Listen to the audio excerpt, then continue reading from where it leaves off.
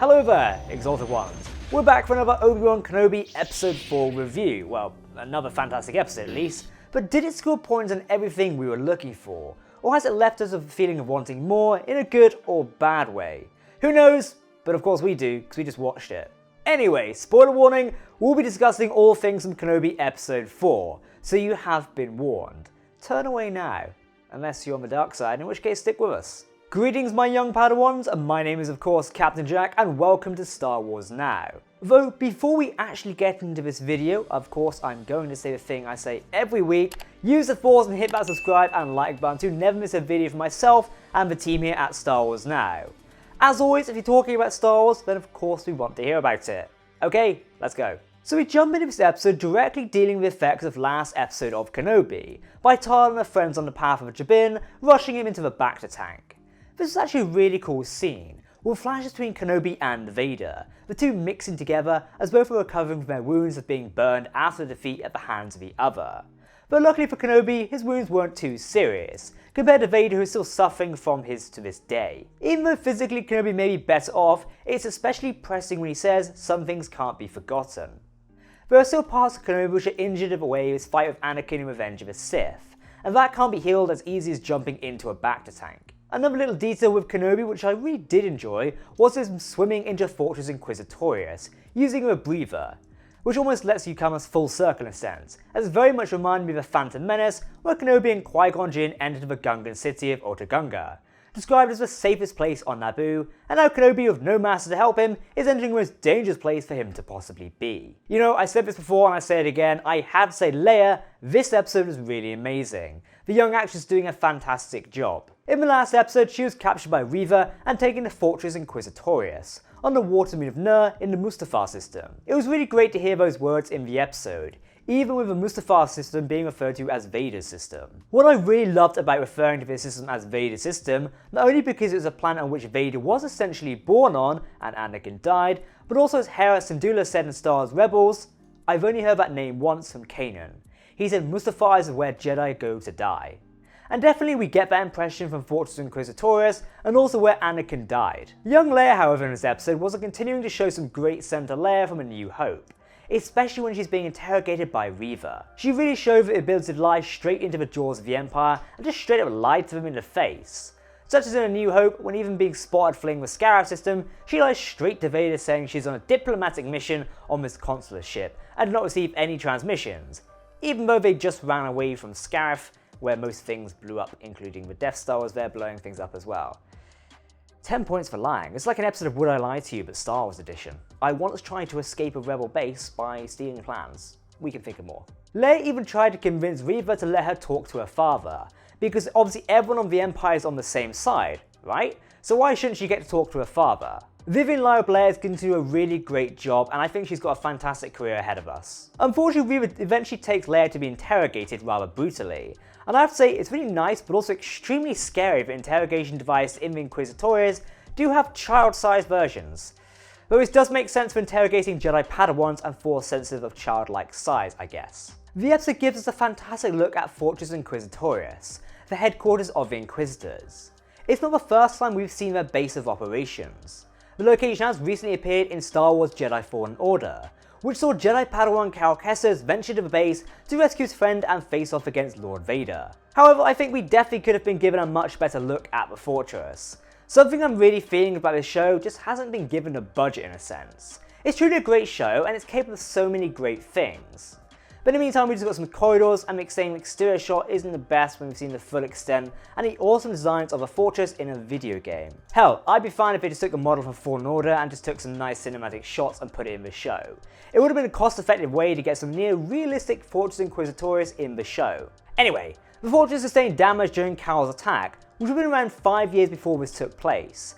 As such, this has now been repaired. Though Fortress Inquisitorius does seem to have the fatal flaw of flooding, allowing Jedi and their companions to flee from the force of the Inquisitors. It happened once in Fallen Order and now in Kenobi. If it happens a third time, they should really consider another location for the Inquisitor base. Also, force fields do exist in Star Wars, surely we could stop the flooding. Either way, it's still fantastic to actually see this location in live action Star Wars, but not only do we get this great look, we'll see more of the dark facilities that are on the base, such as the tomb that is in the lower levels. A tomb containing numerous Jedi or Force-sensitive people, through the first body of Kenobi seems to be remarkably familiar. This could be Terrace Noob seen in the tomb, or just another Crimson Jedi. For those who might not remember, Terrace Noob was a Jedi Master who sat on the Jedi Council before the Phantom Menace. We do see him in the Clone Wars as a Jedi investigator, who helped Ahsoka out during the Lightsaber Lost episodes. If there are any other recognisable Jedi in this tomb, they do not seem to be so at first glance, but maybe you spotted one. At first I thought one of the Padawans in this tomb might be one from the opening scene of Order 66 for Kenobi, but it doesn't seem to be the case and may not logically line up. I have to say, the tombs resembling amber, with a Jedi Mosquito trapped inside, relics of a bygone era, is a really cool design choice. I can't wait to see behind the scenes elements of how this came to life. Now, Purge Troopers can be seen roaming around the base, due to them typically being dispatched alongside Inquisitors to deal with hunting down Jedi. Part of me wondered if we would get more of them, or if there's going to be some sort of detail, but no, we didn't get that. They're just sort of there hanging around rather than actually doing anything else. While I like the redesign, I personally prefer the Jedi Fallen Order design myself, so yeah. The Purge Troopers should be scary. It would have been cool to see their Magna Guard style electrostaffs fighting against Kenobi, but I guess he still doesn't fully have his lightsaber combat style that he had during his prime. The thing that actually was the scariest at the fortress was the Seeker droids, which patrol the corridors and is probably an addition since the break-in of Cal Kestis. But the red light and the patrolling of these droids maybe being spotted by them, or the feeling of being spotted by them, was inevitable, which eventually turns out to be the case. Despite having numerous patrols of stormtroopers and Seeker droids, the security at the Fortress of Inquisitores wasn't that good.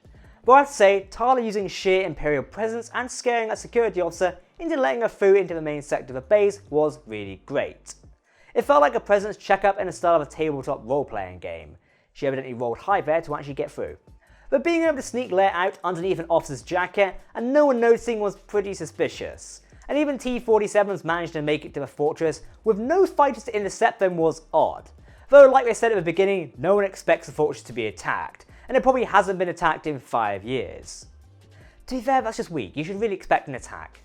At first I thought they might be having seen custom T-47s and having hyperdrives equipped, but I was pleasantly surprised to see them actually docked with a larger vessel, and it's nice to just have some consequences with Wade being killed off with what looked to be a battery pack force pushed into his craft. So, our conclusion. Personally, I felt this episode was rather lackluster in a sense. While it had some great scenes and ultimately needed to serve as a place to get Leia off of Ner and away from Fortress of Inquisitores, it still just felt a bit flat. If it was not for Vader's quick appearance towards the tail end of the episode, then I probably felt a little bored, I think. I was hoping this episode would serve as a flashback point or something along those lines, especially with Kenobi being in a Bacta tank, which is prime flashback real estate. Though this is not the case. We're still unsure if we're going to be getting any encounters of Obi-Wan flashbacks in the series just yet. One of the redeeming features of this moment of the episode was the reveal of Fortress Inquisitorius. Yes, we've seen it before, but to see it once again and they're actually keeping dead bodies of Jedi is super creepy. Well done, Empire. Reva putting a tracker via Leia's droid to expose both Kenobi and what was essentially a proto-rebellion is a cliched plot point. We've seen this type of behaviour before, not just in Star Wars, but in this typical media format. While I know I would like to see something more interesting, it is a convenient way to move the plot along to episodes 5 and 6. After all, we are looking forward to that rematch between Kenobi and Vader, which we know is coming in the next 2 weeks. Many fans are expecting this week's episode to be a series of flashbacks and Kenobi coming to terms with his brief encounter with Darth Vader. We get none of that. Hell, Kenobi's immediately up and out of the Bacta tank and on his way to saving the day once again. It just makes me feel this was just a little bit too much of a rush. Now we do get the appearance of O'Shea Jackson Jr. in this episode. His casting was the one we knew about ahead of time, like many others, but we did nothing about the character he would be playing. The character is called Rokun and appears to be the leader of this anti-imperial network. I guess we can call it the Path. The ones who make sure the Jedi evade the Empire. If we're looking for cameos, this might be the source of them in a sense. He'll definitely know the location of some Jedi I bet, and likely could call in some favours to get help for both Obi-Wan Kenobi and Leia Organa. You know, at this point, though, I'll remain to be seen if any cameos show up. Quillen Boss? Cal Kestis? Anyone? We've now only got 2 episodes of Obi-Wan Kenobi's series left.